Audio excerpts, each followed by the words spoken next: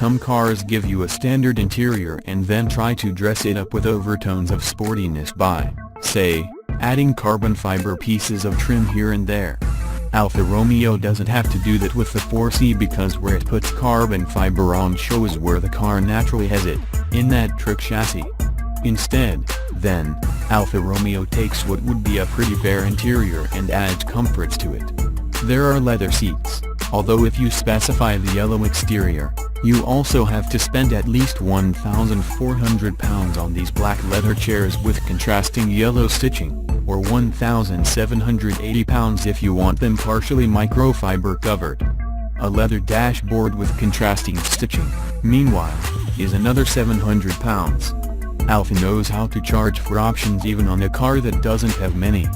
But that's not necessarily a bad thing. Porsche knows how to as well, and that hasn't done it any harm.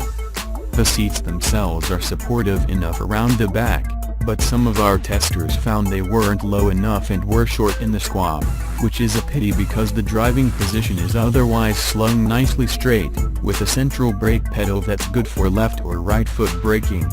The steering wheel adjusts for both reach and rake across a broad range, but there's another pity there, that it's not rounder and that it has two spokes sighted just where your hands would like to rest. It's frustrating, because the fundamentals are there. Material quality is fine, for the most part, and where it's not, our testers tended not to mind. That the heater controls wouldn't look out of place in a Fiat Panda means they don't weigh very much, after all, and all of the switchgear feels a cut above that of the equivalent Lotus, although not the Porsche. The luggage bay is more Lotus than Porsche, too. There is one, at the rear, of 110 liters. It was a hard job to hear what the stereo of early 4CS had to offer, even if you could tempt one to tune to the radio station you wanted to listen to. The Spider comes with a much better system that not only finds radio stations but also has decent music player connectivity.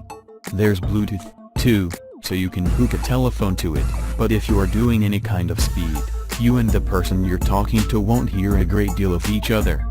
There's no sat-nav option, but if you want to plug one in, there's a 12-volt socket on the center console.